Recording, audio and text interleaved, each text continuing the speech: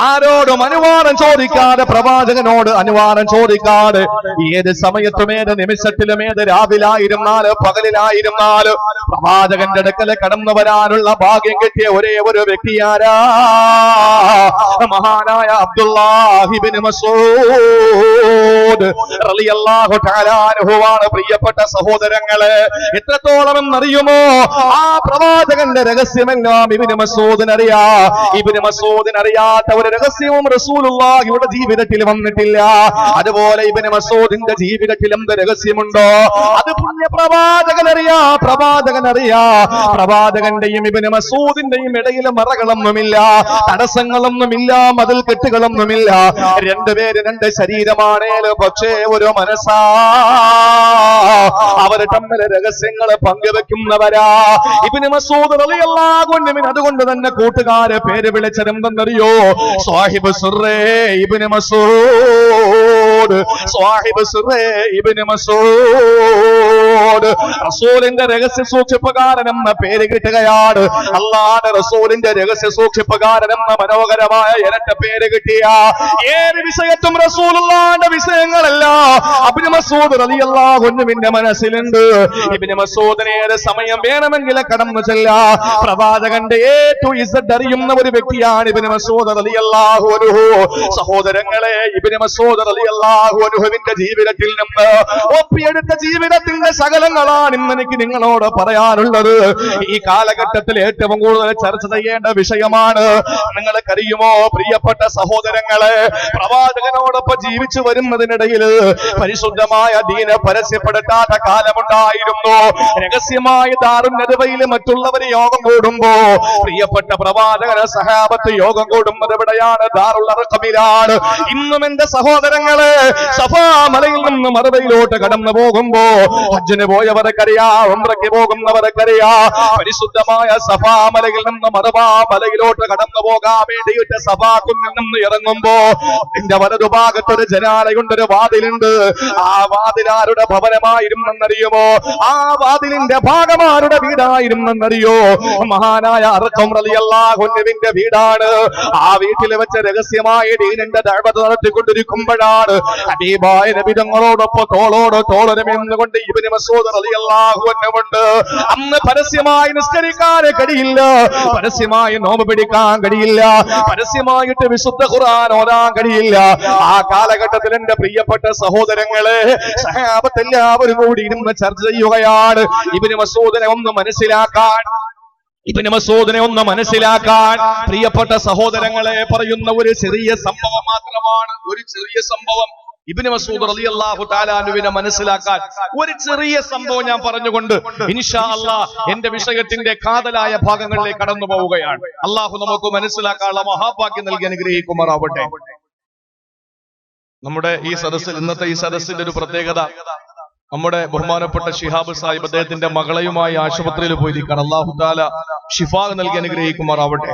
ശിഹാബ് സാഹിബിന്റെ ശിഹാബ് സാഹിബിന്റെ സ്പോൺസർ നമ്മുടെ ഒരു അറബി, അല്ലാഹു ആഫിയത്തുള്ള ദീർഘായുസ് കൊടുക്കട്ടെ. ഇൻഷാ അല്ലാഹ് നമ്മുടെ ഈ സദസ്സിലെ അതിഥിയാണ്. അല്ലാഹു കബൂൽ ചെയ്യുമാറാവട്ടെ. ഇൻഷാ അല്ലാഹ് നമ്മുടെ ഈ സദസ്സിന്റെ ആദ്യം മുതൽ അവസാനം വരെ ഉണ്ടാകുമെന്നുള്ള പ്രതീക്ഷയാണ്. അല്ലാഹു നല്ല തൗഫീഖ് നൽകി അനുഗ്രഹിക്കുമാറാവട്ടെ. അള്ളാഹു നമ്മുടെ ഒരുമിച്ച് കൂടല് മനസ്സുകൾ തമ്മിൽ ശരീരം തമ്മിൽ അടുക്കുമ്പോഴാണ് മനസ്സുകൾ തമ്മിൽ അടുക്കുക.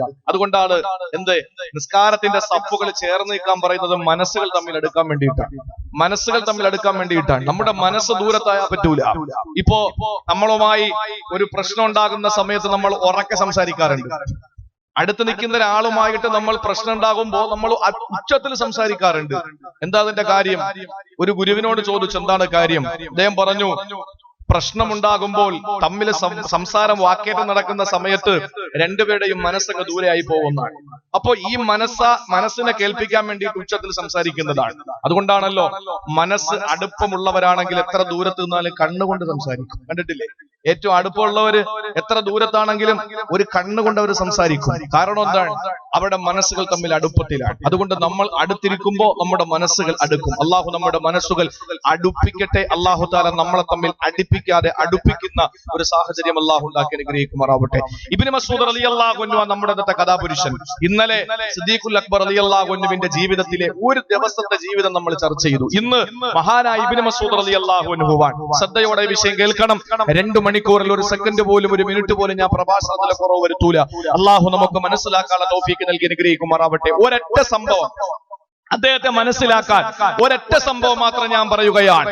അള്ളാഹുവിന്റെ പരിശുദ്ധമായ ഖുർആനെ ഉറക്കെ പാരായണം ചെയ്യാൻ തടസ്സം തെറ്റിച്ചുകൊണ്ട് ഇസ്ലാമിന്റെ ബദ്ധവൈരികൾ തയ്യാറായി നിൽക്കുന്ന സമയത്താണ് സഹാബത്തിന്റെ ഇടയിൽ ചർച്ച വരികയാണ്. ആരാണ് പരിശുദ്ധമായ ഖുർആൻ എന്ന് ഉറക്കെ ഓതുക? ആരാണ് പരിശുദ്ധമായ ഖുർആൻ എന്ന് ഉറക്കെ ഓതുക? ശ്രദ്ധയോടെ കേൾക്കണേ പ്രിയപ്പെട്ട സഹോദരങ്ങളെ, ഇന്ന് വരെ പരിശുദ്ധമായ ഖുർആൻ ഉറക്കെ ഓതിയിട്ടില്ല. ആരാണ് പരിശുദ്ധ ഖുർആൻ ഉറക്കെ ഓതുന്നതെന്ന് ചോദിച്ചിട്ട് സഹാബത്ത് സംസാരിക്കുന്ന സമയത്ത് ഇബ്നു മസ്ഊദ് റളിയല്ലാഹു അൻഹു ചാടി എഴുന്നേൽക്കുകയാണ്. എന്നിട്ട് പറയുകയാണ്, ഞാൻ ഓതാ, ഇത് അല്ലാഹുവിന്റെ കലാമല്ലേ, അല്ലാഹുവിന്റെ പരിശുദ്ധമായ ഖുർആനല്ലേ, എനിക്ക് മടിയില്ല, തടസ്സമില്ല, എനിക്ക് ആരെയും പേടിയില്ല. വിശുദ്ധമായ ഖുർആൻ പരസ്യമായിട്ട് ഞാൻ ഓടുന്നതിന് യാതൊരു മടിയും എനിക്കില്ല. സഹാബത്ത് പറഞ്ഞു, ഇബ്നു മസ്ഊദേ, നീ അങ്ങനെ ഓതരുത്. കാര്യം എന്തെന്നറിയുമോ? ശത്രുക്കൾ നിന്നെ മർദ്ദിക്കുന്ന സംശയമില്ല. എല്ലാവരും പേടിച്ചിരിക്കുന്ന സമയത്താണ്. എന്റെ സഹോദരങ്ങളെ, ഇബ്നു മസ്ഊദ് റളിയല്ലാഹു തആല എന്ത് ചെയ്തെന്നറിയുമോ? അല്ലാഹുവിന്റെ പരിശുദ്ധമായ ഖുർആൻ, അല്ലാഹുവിന്റെ പരിശുദ്ധമായ ഖുർആൻ ഒന്ന് ശ്രദ്ധയോടെ കേൾക്കുന്ന പ്രിയപ്പെട്ട സഹോദരങ്ങള്, ഇന്ന് ഈ കാങ്കോലിൽ വെച്ച് ഖുർആൻ ഇറക്കി ഓടുന്നത് ഒരു ഹൈന്ദവന് തടസ്സം നിൽക്കൂല, ഒരു ക്രൈസ്തവന് തടസ്സം നിൽക്കൂല. നിങ്ങൾക്കറിയുമോ, ബി ജെ പി എന്ന ഭാരതീയ ജനതാ പാർട്ടി രാജ്യം ഭരിക്കുമ്പോ ഈ ബി ജെ പിയുടെ നേതാവായിരുന്ന ഒരു സഹോദരൻ ആക്സിഡന്റിൽ അപകടത്തിൽ വെടിയേറ്റ് കിടക്കുകയാണ്. വെടിയേറ്റ് കിടക്കുന്ന സമയത്ത് മനസ്സിന്റെ സമാധാനത്തിന് വേണ്ടിയിട്ട്, ശരീരത്തിൽ വെടിയേറ്റതിന്റെ വേദന മാറാൻ വേണ്ടിയിട്ട് ഉത്തർപ്രദേശിലെ 60ഓളം വരുന്ന മൗലാനമാരെ വിളിച്ചു വരുത്തിയിട്ട് പ്രിയപ്പെട്ട സഹോദരങ്ങളെ വിശുദ്ധ ഖുർആൻ ഓദിപ്പിക്കുകയാണ്. എന്തിനെന്നറിയുമോ? ഖുർആൻ കേട്ടുകൊണ്ട് മനസ്സിനൊന്ന് സമാധാനം വരാ, മനസ്സിനൊരു ആനന്ദമുണ്ടാകാ, മനസ്സിന്റെ വിഷമങ്ങളൊന്ന് മാറാൻ വേണ്ടിയിട്ട് മഹാജനെന്ന് പറയുന്ന ബി ജെ പിയുടെ നേതാവ് വെടിയേറ്റ് കിടക്കുമ്പോ സഹോദരങ്ങളെ മൗലാനമാരെ 60ഓളം യുപിയിലെ മൗലാനമാരെ വിളിച്ചു കൊണ്ടുവന്ന് പരിശുദ്ധ ഖുർആൻ ഓതിയിട്ട് കേട്ടെങ്കിൽ ഇന്ന് ഖുർആൻ ഓതുന്നതിന് തടസ്സമില്ല, ഇന്ന് ഖുർആൻ ഓതപ്പെടുന്നതിന് തടസ്സമില്ല. ഇന്ന് ഏതെങ്കിലും ഒരു ഭാഗത്ത് വിശുദ്ധമായ ഖുർആനിന്റെ ആയത്തുകൾ മുഴങ്ങി കേൾക്കുന്നതിന് ഒരു ഹൈന്ദവന് തടസ്സം നിൽക്കൂല, ഒരു ക്രിസ്ത്യാനി തടസ്സം നിൽക്കൂല. എന്തേ സഹോദരങ്ങളെ, നിങ്ങൾക്കറിയുമോ? പക്ഷെ റസൂലുള്ളാഹിന്റെ കാലഘട്ടത്തില്, ഇസ്ലാമിന്റെ ആവിർഭാവ കാലഘട്ടത്തില് ഖുർആൻ ഇറക്കി ഓടാൻ തടസ്സമുണ്ടായിരുന്നു. ഖുർആൻ ഇറക്കി ഓടാൻ അനുവദിക്കില്ല. ആ സമയത്ത് ആരാണെന്ന് ഉറക്കെ ഓടുന്നതെന്ന് ചോദിച്ചപ്പോ ഇബ്നു മസ്ഊദ് റളിയല്ലാഹു തആല അൻഹു പറയുകയാണ്, ഞാനൊന്ന് ഉറക്കെ ഓടിയാലോ? വേണ്ട വേണ്ട സഹോദരങ്ങളെ, ഇത് സത്യരീനാണ്. വിശുദ്ധമായ ഖുർആൻ പടച്ചവന്റെ കലാമാണ്. ലോകത്തിന്റെ എല്ലാ നിയന്ത്രണങ്ങളും ഏറ്റെടുത്തിരിക്കുന്ന സർവാധിനാഥനായ പടച്ചതമ്പുരാന്റെ പരിശുദ്ധമായ കലാമാണ്. അതുകൊണ്ട് ഓടുന്നതിന് തടസ്സമില്ലെന്ന് പറഞ്ഞുകൊണ്ട് ഇബ്നു മസ്ഊദ് റളിയല്ലാഹു തആല അൻഹു വരികയാണ്. എവിടേക്കാ? പരിശുദ്ധമായ മഖാം ഇബ്രാഹിമിന്റെ അടുത്തുള്ള വലിയൊരു പാറപ്പുറത്ത് കയറുകയാണ്. സഹോദരങ്ങളെ ശ്രദ്ധയോടെ കേൾക്കണേ. ഇബ്നു മസ്ഊദ് റളിയല്ലാഹു അൻഹു കടന്നു വരുമ്പോ കഅബാലയത്തിന്റെ 4 ഭാഗത്തെ കടൽ കുറച്ചുകൊണ്ട് മക്കക്കാരിരിക്കുകയാണ്. അവരിൽ നിന്നൊരു അടിയങ്ങാന കിട്ടിപ്പോയാ അവരെ മർദ്ദിച്ച് വശരാക്കി കഴിഞ്ഞ സഹോദരങ്ങളെ, ഒളിഞ്ഞിരിക്കുന്ന റസൂലുള്ളാഹിന്റെ സഹാബത്തിന്, ദീനുമായി ബന്ധപ്പെട്ട് ജീവിച്ചിരിക്കുന്ന സഹാബത്തിന് പരസ്യമായിട്ട് രംഗത്ത് വരാൻ മടിയുള്ള സമയത്താണ്, അതിനുള്ള ആഹ്വാനം അല്ലാഹു കൊടുക്കാത്ത സമയത്താണ് പരിശുദ്ധമായ മഖാം ഇബ്രാഹിമിന്റെ തൊട്ടടുത്തുള്ളതായ പാറപ്പുറത്ത് കയറുകയാണ്. എന്നിട്ട് ഓതുകയാണ് സഹോദരങ്ങളെ, അല്ലാഹുവിന്റെ പരിശുദ്ധമായ ഖുർആനിന്റെ പുതുമാരനേതാ, അല്ലാഹുവിന്റെ ഖുർആനിന്റെ പുതുമാരനേതെന്നറിയുമോ? സൂറത്തുർ റഹ്മാൻ, സൂറത്തുർ റഹ്മാൻ മനോഹരമായിട്ട് ഓതുകയാണ്. പരിശുദ്ധമായ കഅബാലയത്തിന്റെ തൊട്ടടുത്തുള്ള മഖാം ഇബ്രാഹിമിന്റെ ചാരപ്പുള്ള പാറപ്പുറത്ത് കയറി നിന്നുകൊണ്ട് ഇബ്നു മസ്ഊദ് ഓതുകയാണ്, അർ-റഹ്മാൻ അല്ലമൽ ഖുർആൻ ഖലഖൽ ഇൻസാൻ അല്ലമഹുൽ ബയാൻ. അള്ളാന്റെ പരിശുദ്ധമായ ഖുർആൻ ഓതുമ്പോ സഹോദരങ്ങളെ ശത്രുക്കള് വടിയും തടിയുമായി ഓടുകയാണ്. കരിങ്കല്ലുകളെ പറക്കിക്കൊണ്ടുവന്ന് ഇബ്നു മസ്ഊദിന്റെ ശരീരത്തെ വലിച്ചെറിയുകയാ. സഹോദരങ്ങളെ കഅബാലയത്തിന്റെ മഖാം ഇബ്രാഹിമിന്റെയും നടുവിലിട്ട് മഹാനായ ഇബ്നു മസ്ഊദിനെ മർദ്ദിക്കുകയാണ്. ശരീരത്തിൽ നിന്ന് നയാഗ്ര പോലെ ചാലിട്ടൊഴുകുന്ന രക്തമൊലിപ്പിച്ചുകൊണ്ട് ഇബ്നു മസ്ഊദ് കയറി പോവുകയാണ് സഹാബത്തിന്റെ മുമ്പിൽ. അവിടെ ചെല്ലുമ്പോ സഹാബത്ത് പറയുന്നു, ഇബ്നു മസ്ഊദ് ഞങ്ങളെ പേടിച്ച് തന്നെയാണ്, ഞങ്ങളെ ഭയപ്പെട്ട തന്നെയാണ് ഇബ്നു മസ്ഊദ്. ഞാൻ നിങ്ങളുമാണെങ്കിൽ എന്താണ് പറയുക? ഇനി ഞാൻ ഖുർആൻ ഉറക്കെ ഓടൂല, ഇനി ഞാൻ ഖുർആൻ ഉറക്കെ ഓടൂല. ഇല്ല, ശത്രുവിന്റെ മുമ്പിൽ ചെന്ന് ആദർശത്തെ അടിയറവ് പറയുന്നവരല്ല സഹാബത്ത്. അല്ലാഹുവിന്റെ റസൂലിന്റെ പ്രിയപ്പെട്ട സഹാബിയായ ഇബ്നു മസ്ഊദ് റളിയല്ലാഹു അൻഹു പറഞ്ഞതെന്തെന്നറിയോ? ഇബ്നു മസ്ഊദിന്റെ ശരീരത്തിൽ നാളെ ആത്മാവുണ്ടായിരുന്ന, നാളെ സുപ്രഭാതത്തിൽ, നാളെ കിഴക്കൻ ചക്രവാളത്തിന്റെ അരുണകിരണങ്ങൾ പ്രകടമാകുമ്പോ ഇബ്നു മസ്ഊദിന്റെ ശരീരത്തിൽ എങ്ങാനും റൂഹ് ശേഷിച്ച, വല്ലാഹി നാളെയും ഞാൻ ഓടുന്നതാ, നാളെയും ഞാൻ ഓടുന്നതാണ് ഖുർആൻ എന്ന് പറഞ്ഞ് ഇബ്നു മസ്ഊദ് സാധ്യം പിടിക്കുമ്പോ, സഹോദരങ്ങളെ ഇബ്നു മസ്ഊദിന്റെ കഥ പറയുമ്പോ കഥ കേട്ടുകൊണ്ട് പോകലല്ല. നാളെ ഇവിടെ ഇബ്നു മസ്ഊദ് മാരുണ്ടാകണം. ഇബ്നു മസ്ഊദിന്റെ ചരിത്രത്തിന്റെ ഇന്നലകളിൽ നിന്നുള്ള സകലങ്ങൾ ജീവിതത്തിന്റെ അർത്ഥമിട്ടെടുത്തുകൊണ്ട് നടത്തുന്ന, ജീവിതത്തിന്റെ ഉന്നതമായ മേഖലകളിൽ ഈ അനുഗ്രഹീതമായ സഹാബത്തിന്റെ പാഠ പിൻപറ്റുന്ന ഒരു വിഭാഗം നാളെ ഇവിടെ ഉണ്ടാകണം. സഹോദരങ്ങളെ, ഇബ്നു മസ്ഊദ് റളിയല്ലാഹു അൻഹു മോശക്കാരനാണോ? ആദരവായ പ്രവാചകന് ഒരു ദിവസം നടന്നു വരുന്ന സമയത്താണ് പള്ളിയുടെ അകത്തളങ്ങളിൽ ഇബ്നു മസ്ഊദ് നമസ്കരിക്കുകയാണ്. നമസ്കാരം നടത്തിക്കൊണ്ടിരിക്കുന്ന ഇബ്നു മസ്ഊദ് ഉറക്കെ ഖുർആൻ ഓതുകയാണ്. ഖുർആൻ ഒരു ലഹരിയായിരുന്നു, ഖുർആൻ ഒരു ലഹരിയായിരുന്നു. അവിടെ ലഹരി പിടിപ്പിക്കുന്നത് പാട്ടല്ല, അവർക്ക് ലഹരി പിടിപ്പിക്കുന്നത് മദ്യമല്ല, അവരെ ലഹരി പിടിപ്പിക്കുന്നത് മദിരാശിയല്ല, അവരെ ലഹരി പിടിപ്പിക്കുന്നത് ആഗോള സംസ്കാര സംശുദ്ധ സിദ്ധാന്തം വിളിച്ചോടുന്ന വിശുദ്ധമായ ഖുർആനാ. ലോകം ദാഹിച്ചുകൊണ്ടിരുന്ന വിമോചന സരണിയാ. പുരാതന കാലത്തെ പ്രാകൃതന്റെ പുരോഗമന കാലത്തെ പരിഷ്കൃതന്റെ മനോമുഖരത്തിൽ പരിവർത്തനത്തിന്റെ പടകപ്പനി മുടക്കിയ പരിശുദ്ധമായ ഖുർആനാ. ആ ഖുർആൻ നെഞ്ചിലേറ്റിക്കൊണ്ട് പ്രിയപ്പെട്ട സഹോദരങ്ങളെ ഉറക്കെ ഓടുന്നത് കേട്ടപ്പോ ആദരവായ പ്രവാചകൻ അകത്തളങ്ങളിലേക്ക് വിരൽ ചൂണ്ടിയിട്ട് സഹാബത്തിനോട് പറയുകയാണ്, മനസറഹു അയ്യഖറഅൽ ഖുർആന റതുബോ. ആർക്കെങ്കിലും എങ്ങനാണോ ജിബ്രീലിലേക്ക് വഹീ തന്നത്, എങ്ങനാണോ ജിബ്രീലിലേക്ക് ഓടി തന്നത്, എങ്ങനാണോ അല്ലാഹുവിന്റെ കലാം ലൗഹുൽ മഹ്ഫൂദിൽ എഴുതപ്പെട്ടത്, എങ്ങനാണോ ജിബ്രീൽ നബി തങ്ങൾക്ക് ഓടി കൊടുത്തത്, റസൂലുള്ളാഹി പറയുകയാണ്, എനിക്ക് എങ്ങനാണോ ജിബ്രീൽ ഖുർആൻ ഓടി തന്നത്, അതേ രൂപത്തിലും അതേ ഭാവത്തിലും അതേ കോലത്തിലും ഖുർആൻ കേൾക്കണമെന്ന് ആഗ്രഹിക്കുന്നുവോ എന്നാ നിങ്ങൾ ഇബ്നു മസ്ഊദിന്റെ ഖിറാഅത്ത് കേട്ടുകൊള്ളുക. അല്ലാഹുവിന്റെ റസൂൽ ഓടുന്നത് പോലെ ഓടുന്നതാരാണ്? മഹാനായ അബ്ദുറഹ്മാൻ സുലൈസ് എന്ന ഇരുഹറമിന്റെ മേധാവിയല്ല. ആരാണ് പ്രിയപ്പെട്ടവരെ?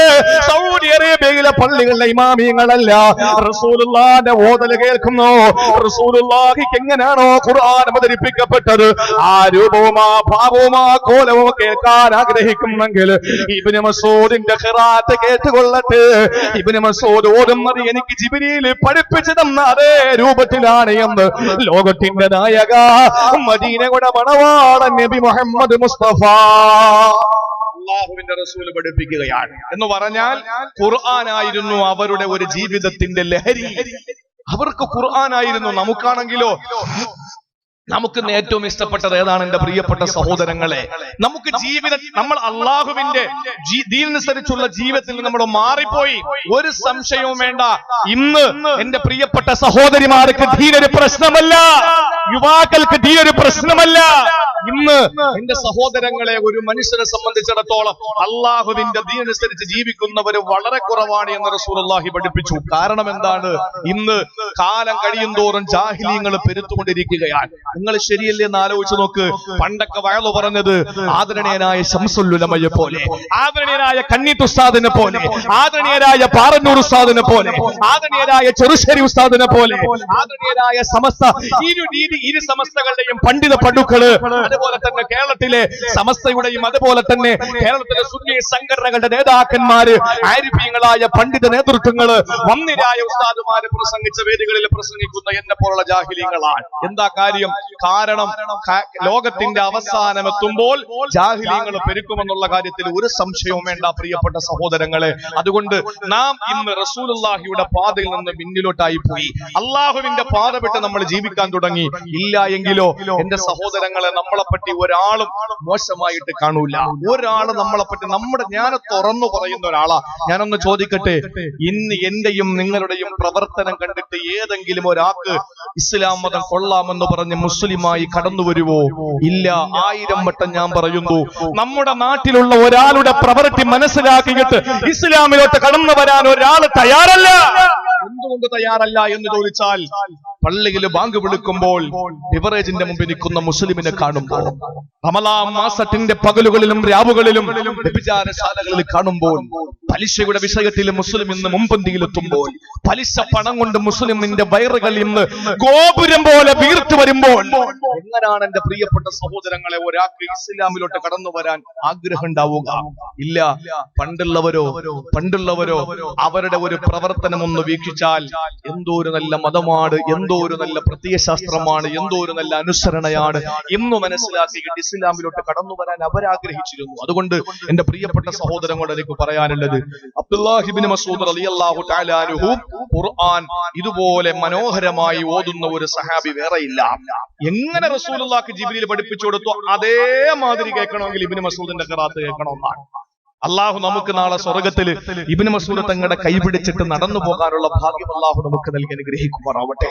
എന്റെ പ്രിയപ്പെട്ട സഹോദരങ്ങളെ, ഞാൻ പറയുന്നു, മനോഹരമായ ചരിത്രം അദ്ദേഹത്തിന്റെ. അവസാനം എന്റെ സഹോദരിമാർക്ക് പെൺമക്കളെ കെട്ടിക്കാൻ വിഷമമുള്ളവരുണ്ട്, വീട് വെക്കാൻ പൈസ ഇല്ലാത്തവരുണ്ട്. പൈസ കിട്ടുന്ന ഒരു ചെറിയ എളുപ്പ വഴി ഞാൻ പറഞ്ഞുതരാം.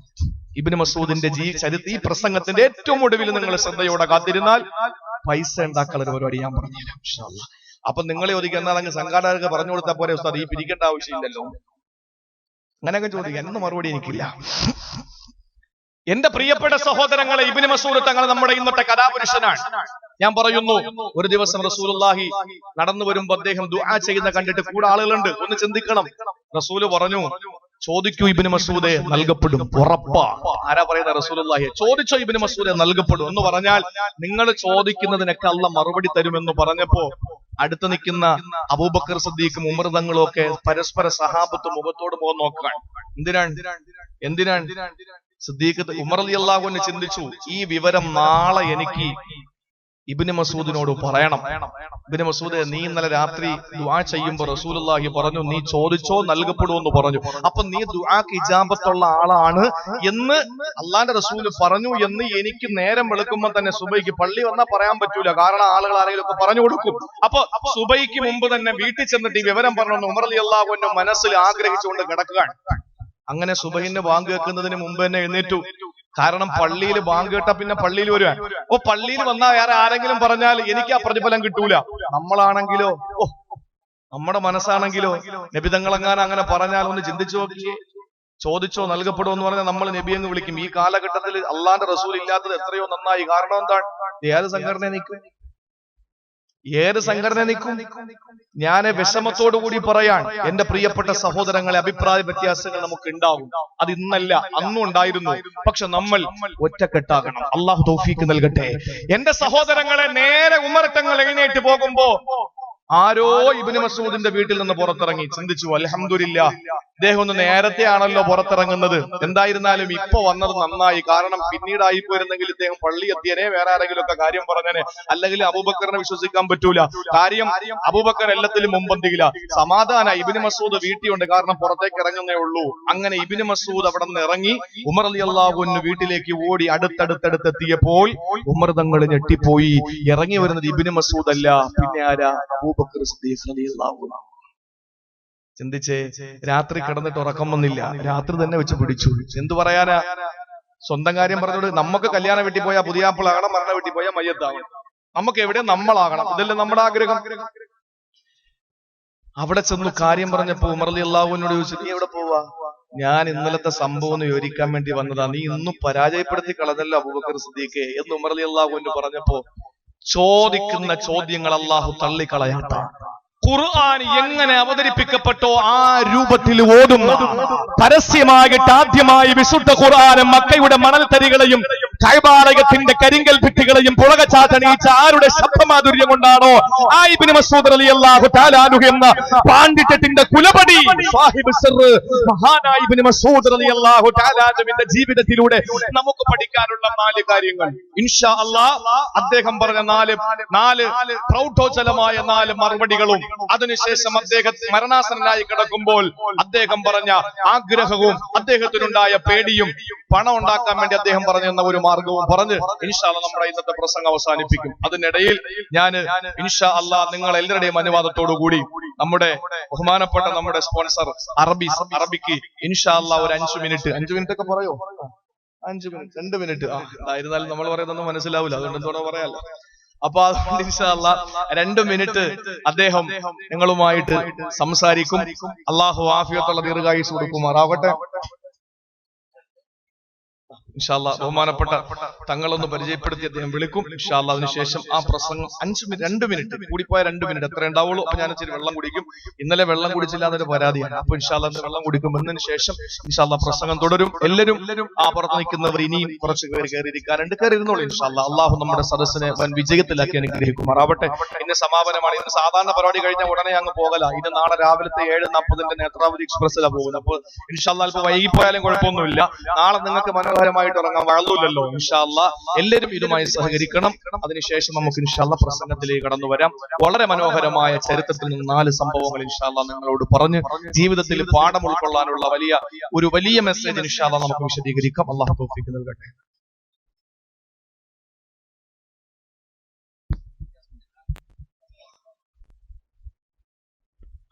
ഫളീലത്തുൽ ശൈഖ് സ്വലാഹ് അബ്ദുള്ള സായിഖ്. السلام عليكم ورحمة الله وبركاته.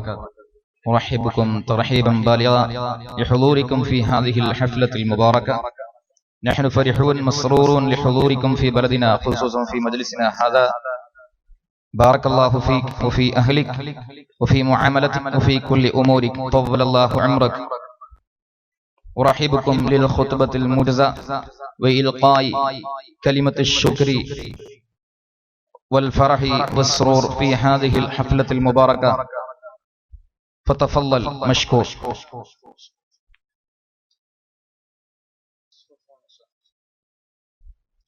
بسم الله الرحمن الرحيم. أتفضل بشكر السيد علي سيد حسين وكل الحضور بالاشتراك. إن شاء الله تكونوا مرتاحين في كيرلا، وهي منطقة جميلة الحمد لله على كل حال. أنا صلاح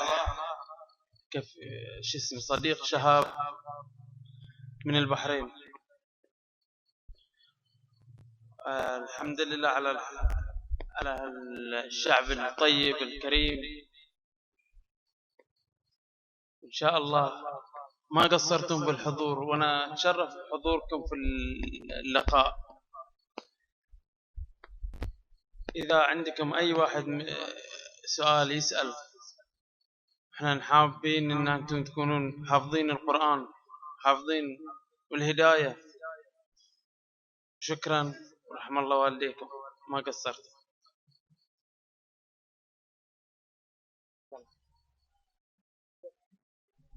ശുക്രാൻ, അൽഫ് ശുക്രാൻ. ബഹുമാനപ്പെട്ട നമ്മുടെ ഈ പരിപാടിയിൽ സംബന്ധിച്ച നമ്മുടെ അറഫ ഷിഹാബ് സഹോദരന്റെ സ്പോൺസർ കൂടിയായ, ബഹ്റൈനിൽ ചെന്നപ്പോൾ എന്നെയും അതുപോലെ തന്നെ ഉസ്താദുമാരെയൊക്കെ പരിചയപ്പെട്ട, നമ്മളോടൊപ്പമൊക്കെ സമയം ചെലവഴിക്കാൻ വളരെ സന്തോഷമുള്ള ഒരു ചെറുപ്പക്കാരനായ അറബി സുഹൃത്താണ് സ്വലാഹ് അബ്ദുള്ള സായിഖ് എന്ന് പറയുന്ന ഈ സഹോദരൻ. അദ്ദേഹം ഇവിടെ വന്നത് ഷിഹാബിന്റെ വീട് കൂടലുമായിട്ടാണ് വന്നത്. നിങ്ങൾ ഈ പരിപാടിയിൽ സംബന്ധിക്കുന്നത് കാണാൻ എനിക്ക് വല്ലാത്ത സന്തോഷമാണ്. നമ്മുടെ കേരളത്തെ സംബന്ധിച്ചിടത്തോളം അദ്ദേഹം പറഞ്ഞത് ജൗ ബാരിദ് എന്നാണ് പറഞ്ഞത്. അന്തരീക്ഷം വളരെ തണുപ്പുള്ള നാടാണ്, എനിക്ക് വല്ലാത്ത സന്തോഷമായിട്ടുണ്ട് എന്നാണ് അദ്ദേഹം നമ്മുടെ നാടിനെ പറ്റി പറഞ്ഞത്. എല്ലാ അർത്ഥത്തിലും നമ്മളോടൊപ്പം ഈ പരിപാടിയിൽ സംബന്ധിച്ചതിന് അദ്ദേഹത്തിന് എല്ലാവിധ നന്ദിയും കടപ്പാടും അറിയിക്കുന്നു. ബഹുമാനപ്പെട്ട ഉസ്താദിന്റെ പ്രഭാഷണം തുടർന്നു. ഉസ്താദിനെ സാദരം ക്ഷണിക്കുന്നു.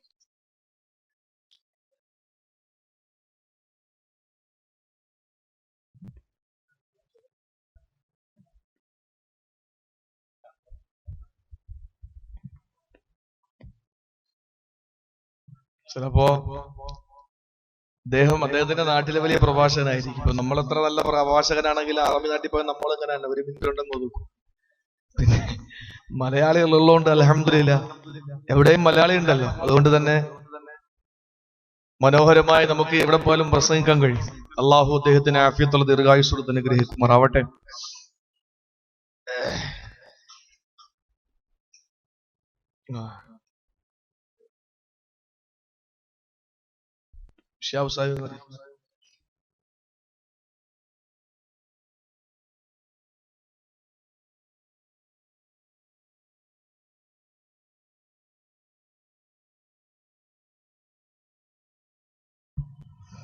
പ്രിയപ്പെട്ട സഹോദരങ്ങളെ, നമ്മൾ പറഞ്ഞു വന്ന വിഷയം ഇബ്നു മസ്ഊദ് റളിയല്ലാഹു തആല അൻഹു, മഹാനായ ഉമർ ബിൻ ഖത്താബ് റളിയല്ലാഹു തആല അൻഹു ഒരു സംഘം മക്കയിൽ നിന്ന് യാത്ര തിരിച്ചു. ശ്രദ്ധയോടെ നിങ്ങൾ കേൾക്കണം ഈ വിഷയം. മക്കയിൽ നിന്ന് യാത്ര തിരിച്ച ഉമർ റളിയല്ലാഹു തആല അൻഹു അടങ്ങുന്ന ഒരു സംഘം മക്ക വിട്ട് കുറച്ചങ്ങോട്ട് യാത്ര ചെയ്തപ്പോൾ എതിരെ മറ്റൊരു സംഘം വരുന്നതായിട്ട് കണ്ടു. നല്ലൊരു വിഷയമാണ്. എതിരെ ഒരു സംഘം വരുന്നു എന്ന് പറഞ്ഞാൽ, ഇന്ന് നമ്മൾ അങ്ങോട്ട് വണ്ടി ഓടിച്ചു പോകുമ്പോൾ എതിരെ വണ്ടി ഓടിച്ച ഒരാൾ വന്നാൽ നമ്മുടെ ഇഷ്ടത്തിനനുസരിച്ച് അവന് സൈഡ് തന്നില്ല എങ്കിലും നിലമ്പൂർ സംഭവിച്ചതുപോലെ അവന് നമ്മൾ വെട്ടിക്കിടത്തും. അതാ കേരളക്കാരുടെ സ്വഭാവം. അന്ന് എതിരെ വരുന്നത് ഒട്ടകമാണ്. ഒട്ടകത്തിൽ യാത്ര ചെയ്യുന്ന ഒട്ടകത്തിൽ വെച്ച്, അതല്ലെങ്കിൽ മറ്റുള്ള സംവിധാനത്തോടു കൂടി യാത്രക്കാർ വരികയാണ്. ഉമർ റളിയല്ലാഹു അൻഹു അടങ്ങുന്ന സംഘം ഇവിടെ നിന്ന് മക്കയിൽ നിന്ന് അങ്ങോട്ട് പോകുന്നു. അങ്ങനെ പോകുന്ന സമയത്ത് എതിരെ വരുന്നവർ എവിടെ നിന്നുള്ളവരാണ്, എങ്ങോട്ട് പോകുന്നു എന്നൊക്കെ ചോദിക്കുന്ന ഒരു പതിവുണ്ട് അറബികൾക്ക്. ആ സമയത്ത് ഉമർ റളിയല്ലാഹു അൻഹു ഇരിക്കുന്ന സംഘത്തിൽ നിന്ന് ഒരാൾ വിളിച്ചു ചോദിച്ചു, ഏയ് നിങ്ങൾ എവിടെ നിന്നാ വരുന്നേ? എതിരെ വരുന്ന സംഘത്തോട് ചോദിക്കാൻ, നിങ്ങൾ എവിടെ നിന്നാ വരുന്നേ? ആ സമയത്ത് അവിടെ നിന്ന് വന്ന മറുപടി പരിശുദ്ധ ഖുർആനിന്റെ ഒരായത്താണ്. എവിടെ നിന്ന് നിങ്ങൾ വരുന്നു എന്ന് ചോദിച്ചപ്പോൾ ആ സംഘത്തിൽ നിന്ന് മറുപടി വരികയാണ്,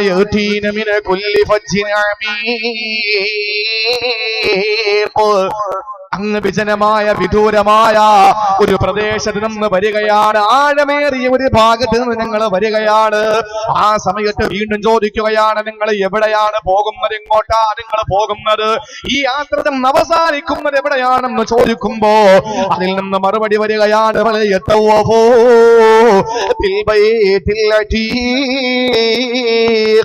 ചിരപുരാതനമായ പരിശുദ്ധമായ കഅബയെ ലക്ഷ്യമാക്കിയിട്ടാണ് ഞങ്ങൾ വരുന്നതെന്ന് മറുപടി വരികയാണ്. സഹോദരങ്ങളെ, എവിടെ പോകുന്നു എന്ന് ചോദിച്ചപ്പോഴുള്ള മറുപടിയും ഖുർആനാ. എവിടെ നിന്ന് വരുന്നു എന്ന് ചോദിച്ചപ്പോഴുള്ള മറുപടിയും ഖുർആനാണ്. ഇതിന് നമുക്ക് കഴിയുമോ? കഴിയില്ല. മഹാനായ ഉമർ റളിയല്ലാഹു അൻഹു അത്ഭുതപ്പെടുകയാണ്. ഉമർ റളിയല്ലാഹു അൻഹു ആശ്ചര്യപ്പെടുകയാണ്. കാരണം ആ സമയത്ത് ഖുർആൻ വലിയ പാണ്ഡിത്യമുള്ള ആരോ ആണ്. ഇത്രത്തോളം വലിയ പണ്ഡിതനായ ആരാണ് ഇതിനകത്തുള്ളതെന്ന് അറിയാൻ വേണ്ടി ഉമർ റളിയല്ലാഹു അൻഹുവിന് വ്യഗ്രതയായി. ഉമർ റളിയല്ലാഹു അൻഹു ചോദിക്കുകയാണ്, നിങ്ങളൊരു പണ്ഡിതനുണ്ടാകുമല്ലേ? നിങ്ങളുടെ സംഘത്തിലൊരു പണ്ഡിതനുണ്ടാകുമല്ലേ? അവര് പറഞ്ഞു, അതെ, ഞങ്ങളുടെ കൂട്ടത്തിൽ വലിയ ഒരു പണ്ഡിതനുണ്ട്. അള്ളാന്റെ പരിശുദ്ധമായ ഖുർആനിന്റെ ആഴത്തിലൂടെ ഒഴുകിട്ടിറങ്ങിയ ഖുർആനിന്റെ സാഗരത്തിലെ മുങ്ങിട്ടപ്പുന്ന ഒരു വലിയ പണ്ഡിതന് ഞങ്ങളോടൊപ്പമുണ്ട്. ആ സമയത്ത് മഹാനായ ഉമർ റളിയല്ലാഹു അൻഹുവിന്റെ സംഘത്തിൽ നിന്ന് 4 പേര് 4 ചോദ്യങ്ങൾ ചോദിക്കുകയാണ്. സുബ്ഹാനല്ലാഹ്. 4 ചോദ്യങ്ങൾക്ക് മറുപടി പറയുകയാ. ആ മറുപടി നാലും കേട്ട ഉമർ റളിയല്ലാഹു അൻഹു ചോദിച്ചത് എന്തെന്നറിയോ? നിങ്ങളിലുള്ള പണ്ഡിതനും മറ്റാരുമാകില്ല, അത് ഇബ്നു മസ്ഊദ് അല്ലാതെ മറ്റാരുമല്ല. നിങ്ങളുടെ കൂട്ടത്തിൽ ഇബ്നു മസ്ഊദ് ഉണ്ടോ?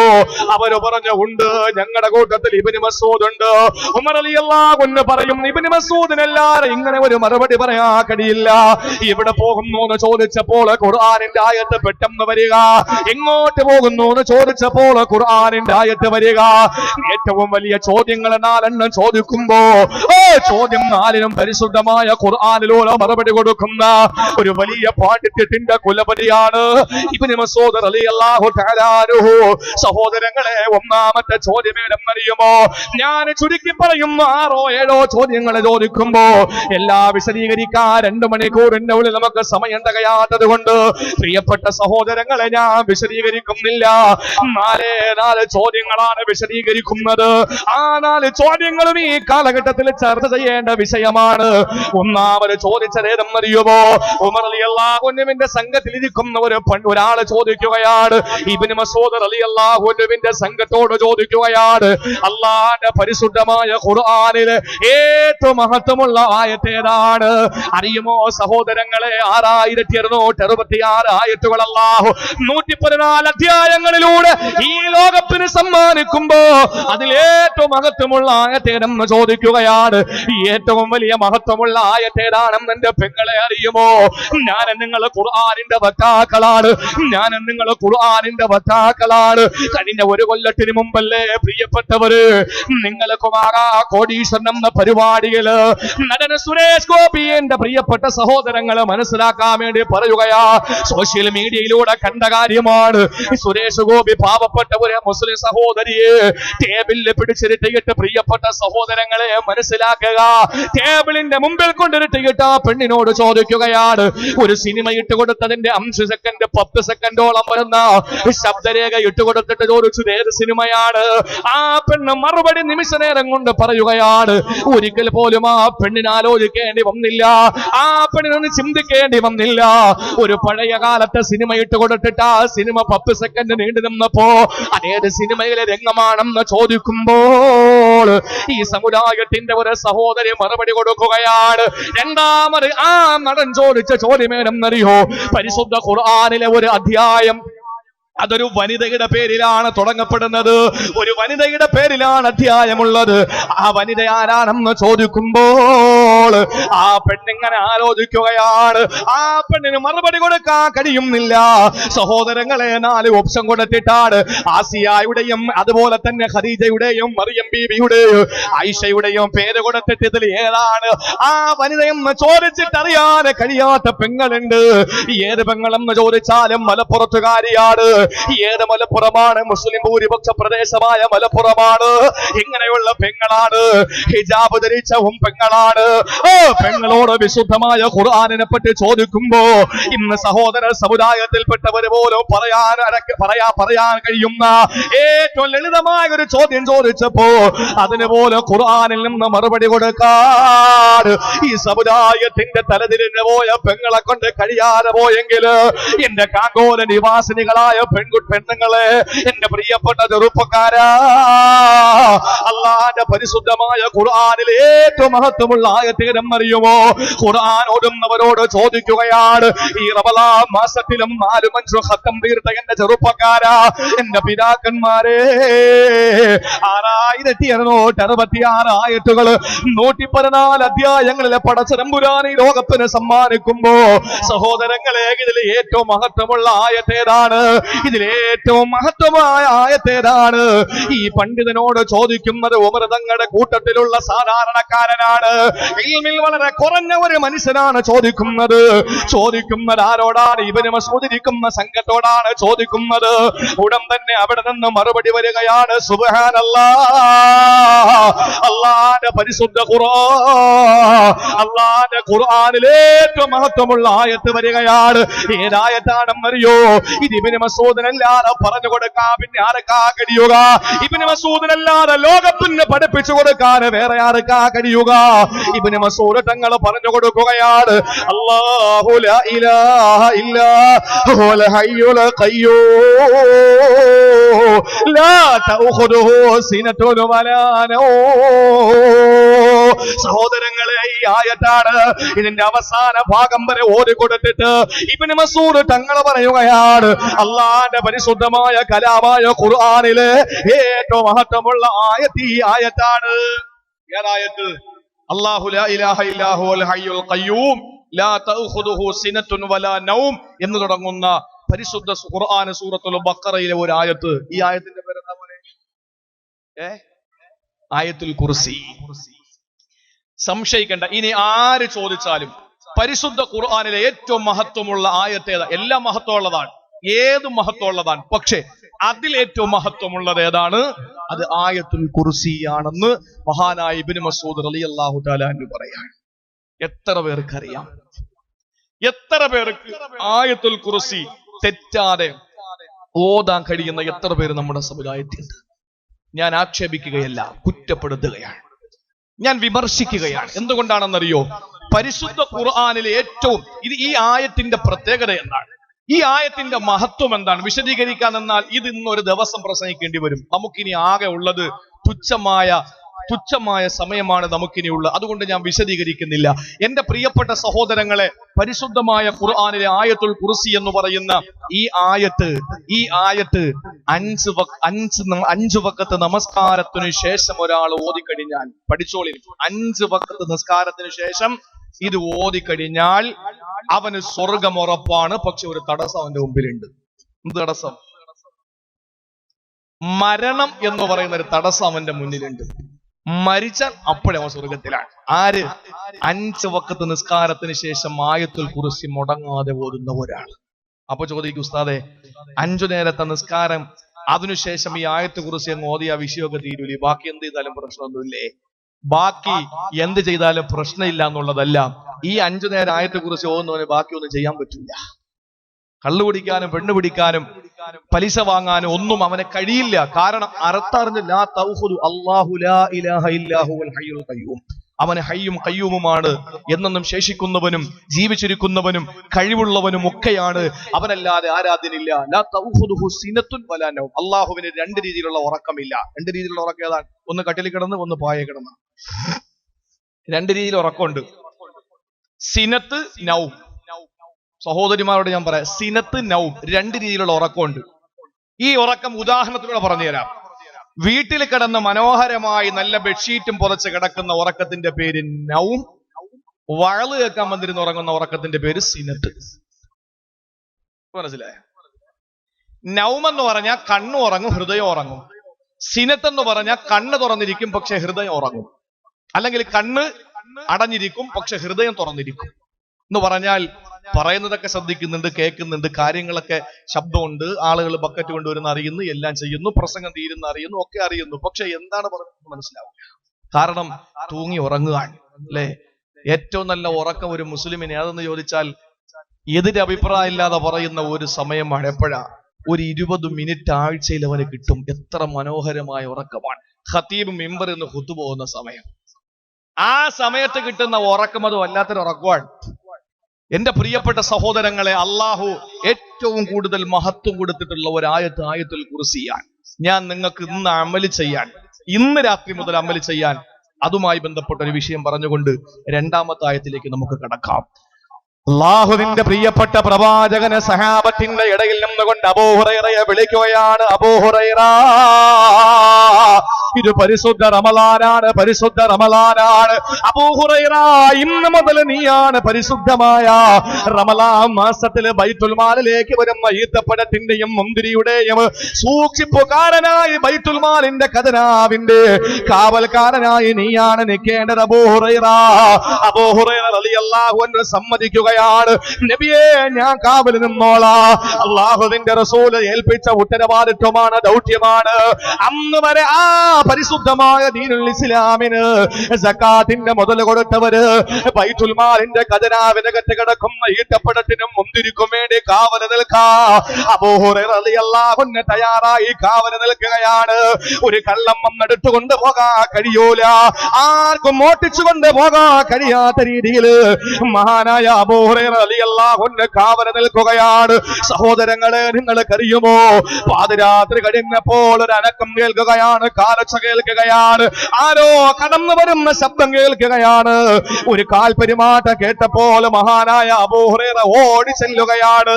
ഇത് ഞാൻ വിശദമായിട്ട് ഞാൻ എഴുതിയ ഗ്രന്ഥത്തിലുണ്ട്. പ്രിയപ്പെട്ട സഹോദരങ്ങളെ, ഇന്നലെ ഇവിടെ കൊടുത്ത ഇന്ന് കൊടുക്കുന്ന ബുക്കിലുണ്ട്. പ്രിയപ്പെട്ടവരെ, അബൂ ഹുറൈറ റളിയല്ലാഹു അൻഹു ഓടി ചെല്ലുകയാണ്. ഇതാരാണ്, ആരാണെന്ന് അറിയാൻ വേണ്ടി ചെല്ലുമ്പോൾ നാട്ടുകാരനല്ല, അറിയില്ല, കള്ളനാണ്. ഖജനാവിന് കെട്ടുന്ന ഈത്തപ്പഴം മോട്ടിക്കാൻ വേണ്ടി വന്ന കള്ളനാണ്, പെരുങ്കള്ളനാണ്. ചിന്തിക്കണേ സഹോദരങ്ങളെ. അബൂ ഹുറൈറ ഓടിച്ചെന്നവനെ അങ്ങ് പിടിക്കുകയാണ്. എന്നിട്ട് പറഞ്ഞു, പെരുങ്കള്ള, നീ ബൈത്തുൽ മാലിൽ നിന്ന് ഈത്തപ്പഴം മോട്ടിക്കാൻ വേണ്ടി വന്നവനല്ലേ, നിന്നെ വിടില്ലടാ, റസൂലുള്ളാഹിനെ ഏൽപ്പിക്കുമടാ. ആ സമയത്ത് അബൂ ഹുറൈറയുടെ മുന്നിൽ ആ വന്ന കള്ളൻ ഇങ്ങനെ താണകേണ അപേക്ഷിക്കുകയാണ്, ഇല്ല, റസൂലിനോട് പറയല്ലേ, മുഹമ്മദ് നബിയോട് പറയല്ലേ, ഞാൻ എന്റെ കുടുംബത്തിന്റെ ദാരിദ്ര്യം കൊണ്ട് വന്നു പോയടാ. എന്റെ ഭാര്യ മക്കള് പട്ടിണിയിലാണ്, വിഷമത്തിലാണ്, വ്യസനത്തിലാ. ഇന്ന് ഞാനിത് കൊണ്ടു കൊടുത്തില്ലെങ്കിൽ എന്റെ പൊന്നുമക്കളുടെ ജീവന അപകടത്തിലാണ്. അതുകൊണ്ട് ഗതികേട് കൊണ്ട് മോഷ്ടിക്കാൻ ഇറങ്ങിയതാണ്, ഗതികേട് കൊണ്ട് മോഷ്ടിക്കാൻ വേണ്ടി വന്നതാണ്. മാപ്പാക്കണേ, ഇനി ഞാൻ വരില്ല. പാവപ്പെട്ട അബൂ ഹുറൈറ റളിയല്ലാഹു അൻഹു അവനെ അങ്ങ് അഴിച്ചു വിടുകയാണ്. പിറ്റേന്ന് നേരം വെളുത്ത സുബഹി നിസ്കാരത്തിന് വേണ്ടി റസൂലുള്ളാഹിന്റെ മദീനത്തുൻ നബവിയിലെ ബിലാൽ റളിയല്ലാഹു അൻഹു ഇഖാമത്ത് കൊടുക്കുകയാ. പിന്നിൽ അണിനിരന്നുകൊണ്ട് നിസ്കാരം നടത്തുമ്പോ സഹോദരങ്ങളെ, നമസ്കാരം കഴിഞ്ഞ് ഓരോരുത്തരെ സലാം പറഞ്ഞിട്ട് നബി തങ്ങളോട് മുസാഫഹ ചെയ്ത് പിരിയാൻ വേണ്ടി പോകുമ്പോ അബൂ ഹുറൈറ റളിയല്ലാഹു അൻഹുവിനെ റസൂലുള്ളാഹി വിളിക്കുകയാണ്.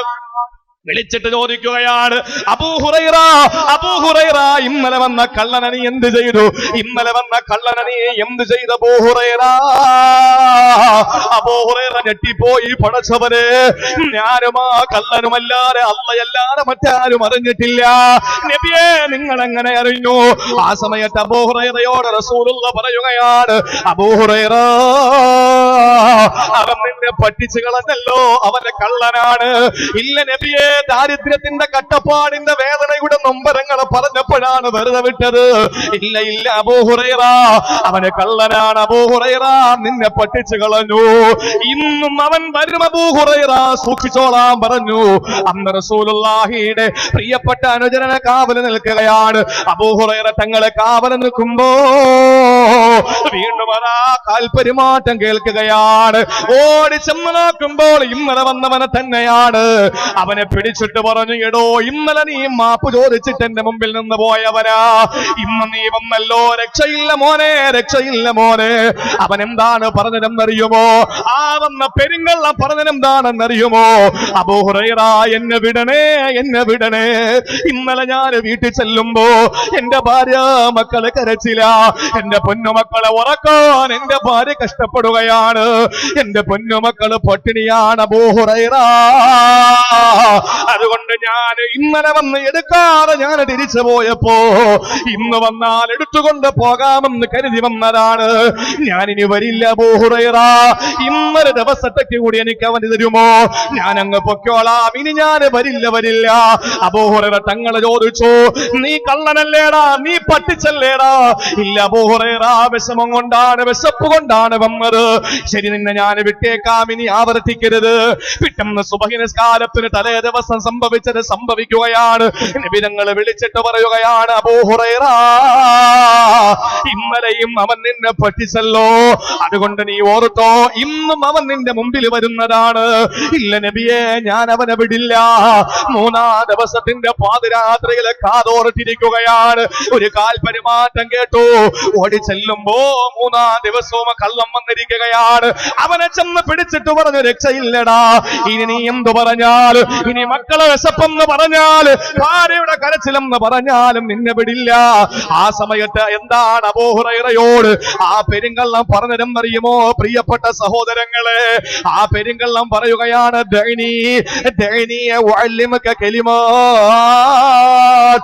ഇന്ന് നീ എന്നെ വിട്ടാ നിനക്ക് ഞാനൊരു കാര്യം പഠിപ്പിച്ചു തരാ, നിനക്ക് ഞാനൊരു ഇൽമു പറഞ്ഞു തരാ. എന്തിൽ വന്നറിയുമോ? യൻഫഉകല്ലാഹു ബിഹാ. നിനക്കതുകൊണ്ട് വലിയ പ്രയോജനമാണുള്ളത്. അല്ലാഹു നിനക്ക് വലിയ കൂലി തരുന്ന ഒരു ഇബാദത്ത്, ഒരു അമല് ഞാൻ നിനക്ക് പറഞ്ഞു തരാ. കള്ളന്റെ അടുക്കൽ നിന്നാൽ ഇൽമെന്ന് പറഞ്ഞാൽ സഹാബത്തിന് വല്ലാത്ത ലഹരിയാ. അദ്ദേഹം പറഞ്ഞു, എന്ത് ഇൽമാണ് നീ പറയാൻ പോകുന്നത്? ആ സമയത്താണ് പറയുന്നത്, പ്രിയപ്പെട്ടവരെ അബൂ ഹുറൈറയോട് പറഞ്ഞു കൊടുക്കുകയാണ്, ഇദാ വൈതൈല ഫിറാശിക ഫഖറ ആയത്തുൽ കുർസി. നീ കിടക്കാൻ നേരത്തെ ഒരായത്തുൽ കുർസി ഓതി കിടന്ന, ഒരായത്തുൽ കുർസി നീ ഉറങ്ങാൻ നേരത്തെ ഓതി കിടന്ന, ഫഇന്നക ലയസാല അലൈക മിനല്ലാഹി ഹാഫിളു. അല്ലാഹുവിൽ നിന്ന് ഒരു സംരക്ഷണത്തിന്റെ മാലാഖ നിനക്ക് വരുന്നതാ, നിന്നെ പ്രൊട്ടക്ട് ചെയ്യാൻ ഒരു മലക്കിനെ അല്ലാഹ് ഇറക്കുന്നതാ. വലാ യഖുറുബന്നക ശൈത്താൻ. ഒരു ശൈത്താനും നിന്റെ അടുത്ത് വരുന്നതല്ല. സഹോദരങ്ങളെ, കേട്ട മാത്രയിൽ അവനെ അങ്ങ് അഴിച്ചു വിട്ടു. എനിക്കൊരു പുതിയ ഇൽമു പഠിപ്പിച്ചു തന്നതല്ലേ, അങ്ങ് അഴിച്ചു വിട്ടു. ആ സമയത്ത് പ്രിയപ്പെട്ട സഹോദരങ്ങളെ, സുബഹിന് ബാങ്ക് കൊടുത്തു. മഹാനായ അബൂ ഹുറൈറ തങ്ങള് മദീനത്തുൻ നബവിയിൽ പോവുകയാ. ആ സമയത്ത് റസൂലുള്ളാഹി വിളിച്ചിരുത്തിയിട്ട് ചോദിക്കുകയാണ്, അബൂ ഹുറൈറ, ഇന്നും നീ ആ കള്ളനെ വിട്ടല്ലേ? ഇന്നും അവൻ നിന്നെ പറ്റിച്ചല്ലോ. നീ പറഞ്ഞില്ലേ വിടില്ല എന്ന്? ഇല്ല നബിയെ, എനിക്കൊരു വലിയ ഇൽമയാള് പറഞ്ഞു തന്നു, ഒരു വലിയ ഇൽമനിക്ക് അയാള് പറഞ്ഞു തന്നു. എന്തിൽമാണ് അബൂ ഹുറൈറ നിനക്കവനെ പറഞ്ഞു തന്നത്? അത് നബിയെ, കിടക്കാൻ നേരത്തായത്തെ കുറിച്ച് ഓരിയാ അല്ലാഹുവിന്റെ മലക്കന്റെ സംരക്ഷണത്തിന് വരുമെന്നും നേരം വെളുക്കുന്നത് വരെ ഒരു ശൈത്താനും എന്റെ അടുത്ത് വരൂല എന്ന് എന്നോട് അയാൾ പറഞ്ഞു. നബിയെ, ഞാൻ അതിന്റെ പാരിതോഷികത്തിന് അഴിച്ചു വിട്ടതാണ്. ആ സമയത്ത് പാൽ പുഞ്ചിരിയോട് ആദരവായ പ്രവാചകന്റെ റിസാലത്തിന്റെ ചെഞ്ചുണ്ടുകളിൽ പരിപൂർണ ചന്ദ്രന് 14 രാവിന്റെ പൗർണമി ഉദിച്ചോ എന്ന് സംശയിക്കത്തക്കവണ്ണം മഹാനായ പ്രവാചകനെ ചിരിക്കുകയാണ്. പുഞ്ചിരിച്ചുകൊണ്ട് അബൂ ഹുറൈറയോട് പറയും, അബൂ ഹുറൈറ, അവന് പറഞ്ഞത് സത്യമാണ്. അവന് കള്ളനാണെങ്കിലും ആ പറഞ്ഞത് സത്യമാണ്. ആ പറഞ്ഞത് സത്യമാണ് അബൂ ഹുറൈറ. നീ കിടക്കാൻ നേരത്തായത്തെ കുറിച്ച് ഓതിയ അള്ളാന്റെ മലക്കിന്റെ സംരക്ഷണം നിനക്ക് വരുന്നതാണ്. അതുപോലെ നിന്നെ അള്ളാഹുവിന്റെ ശൈത്താൻ, ഒരു ശൈത്താനും നിന്റെ അടുത്ത് വരുന്നതല്ല. സന്തോഷത്തോടെ നബി തങ്ങൾ അതിന്, അള്ളാന്റെ റസൂൽ അതിന് സമ്മതപത്രം നൽകിയപ്പോ അബൂ ഹുറൈറ പുഞ്ചിരിച്ചുകൊണ്ട് മടങ്ങാൻ ഒരുങ്ങുന്ന സമയത്ത് റസൂലുള്ള വിളിക്കുകയാണ്, അബൂ ഹുറൈറ ഇങ്ങ് വന്നേ, ഞാനൊരു കാര്യം നിന്നോട് പറയട്ടെ. ആ വന്ന കള്ളനാരെന്നറിയോ? ആ വന്ന കള്ളനാരെന്നറിയോ? ഇന്നലെയും മിനിങ്ങാനും നിന്റെ അടുക്കൽ വന്ന് 3 ദിവസം ആ ബൈത്തുൽ മാലിന്റെ ഈത്തപ്പരം ഓട്ടിക്കാൻ വേണ്ടി വന്ന് 3-ാം ദിവസത്തിൽ നിനക്ക് പുതിയ ഒരു ഇൽമം പഠിപ്പിച്ചു തന്ന് നിന്റെ അടുക്കൽ നിന്ന് ഊരിപ്പോയ ആ കള്ളനാരെന്നറിയോ?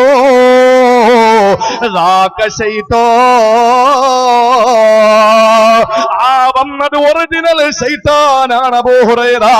ആ വന്നത് ഒറിജിനൽ ശൈത്താനാണ് അബൂ ഹുറൈറ.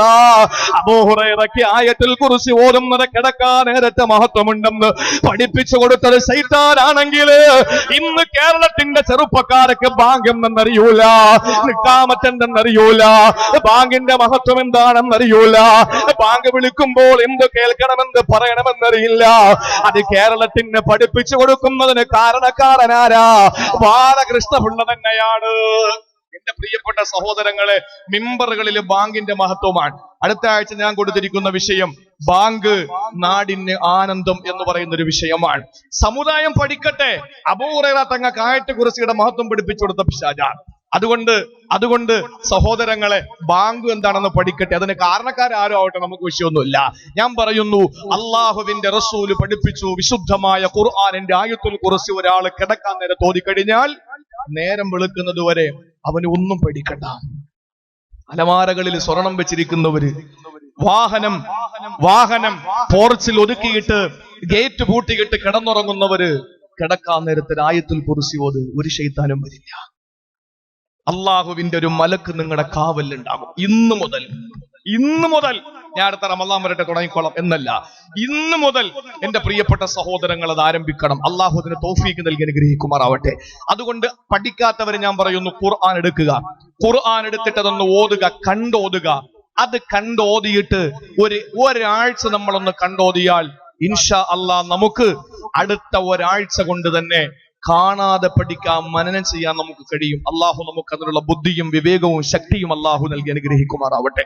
അതുകൊണ്ട് ഖുർആനിൽ ഏറ്റവും മഹത്വമുള്ള ആയത്ത് ഏതെന്ന് ചോദിച്ചാൽ ഇനി ഒരു തടസ്സവും നമുക്ക് ഉണ്ടാകണ്ട. പ്രത്യേകിച്ച് എന്റെ സഹോദരിമാരുടെ അടുത്ത് പറയാനുള്ളത്, വണ്ടിയിലൊക്കെ യാത്ര ചെയ്യുമ്പോ ഇപ്പൊ അമുസ്ലിമീങ്ങളൊക്കെ ഖുർആനും ഹദീസും ഒക്കെ പഠിക്കാൻ തുടങ്ങിയിരിക്കുകയാണ്. ഖുർആനും ഹദീസും പഠിക്കാൻ അമുസ്ലിം സഹോദരങ്ങൾ തയ്യാറായിക്കൊണ്ടിരിക്കാൻ. എനിക്കറിയുന്ന ഒരാള്, ആ കുട്ടിയുടെ ക്ലാസ്സിലെ അറബിക്കിന് ഫസ്റ്റ് വാങ്ങുന്ന കുട്ടിയാണ്. അറബിക്കിന് ഫസ്റ്റ് വാങ്ങുന്ന മുസ്ലിം അല്ല. ആചാര മോള് പഠിക്കുന്നുണ്ട്, ഉസ്താദിന്റെ മോള് പഠിക്കുന്നുണ്ട്, മദ്രസാധ്യാപകന്റെ മോള് പഠിക്കുന്നുണ്ട്, പലരും പഠിക്കുന്നുണ്ട്. പക്ഷേ അതിൽ നിന്ന് അറബീന് ഫസ്റ്റ് വാങ്ങുന്ന കുട്ടി ഹൈന്ദവ സഹോദരന്റെ കുട്ടിയാണ്. എനിക്കറിയാം, എന്റെ നാട്ടുകാരാണ്. എല്ലാവരും തയ്യാറായിക്കൊണ്ടിരിക്കാൻ. പഠിക്കണം എന്റെ പ്രിയപ്പെട്ടവരെ, പഠിക്കണം. നമ്മളത് പഠിച്ചിട്ട് എന്താണെന്ന് മനസ്സിലാക്കണം. ഇസ്ലാമിനെ പറ്റി ദൂരെ നിന്ന് മനസ്സിലാക്കി ഞാൻ എന്റെ ഹൈന്ദവ സഹോദരങ്ങളെ, ക്രൈസ്തവ സഹോദരങ്ങളെ കേൾക്കാൻ വേണ്ടിയിട്ട് പറയാൻ, നമ്മൾ ദൂരെ നിന്ന് വീക്ഷിക്കലല്ല വേണ്ടത്, നമ്മളൊന്ന് അടുത്തറിയുക. ഇതൊരു പരിവർത്തനം നടത്താൻ വേണ്ടിയിട്ട് ഞാൻ പറയുന്നതല്ല, തെറ്റിദ്ധാരണകൾ മാറാൻ വേണ്ടി പറയുന്നതാണ്. മുസ്ലിമിന്റെ പ്രവർത്തനം നോക്കിയിട്ടല്ല ഇസ്ലാമിനെ വിലയിരുത്താൻ, മറിച്ച് ഇസ്ലാമിന്റെ ആദർശം എന്താണ് എന്ന്, ആശയം എന്താണെന്ന് പഠിക്കുക. അള്ളാഹു പഠിക്കാനും പഠിക്കുന്നത് പ്രവർത്തിക്കാനും അള്ളാഹു തൗഫീഖ് നൽകി അനുഗ്രഹിക്കുമാറാവട്ടെ. എന്റെ പ്രിയപ്പെട്ട സഹോദരങ്ങളെ, രണ്ടാമത് ഉമർ റളിയല്ലാഹു അൻഹുവിന്റെ സംഘത്തിരിക്കുന്ന ഒരാള് ചോദിക്കാൻ ഇബ്നു മസ്ഊദ് തങ്ങളിരിക്കുന്ന സംഘത്തോട്, പിന്നീടാണ് അറിഞ്ഞത് ഇബ്നു മസ്ഊദ് ആണെന്നുള്ള കാര്യം. ഞാൻ ചുരുക്കി പറയാം.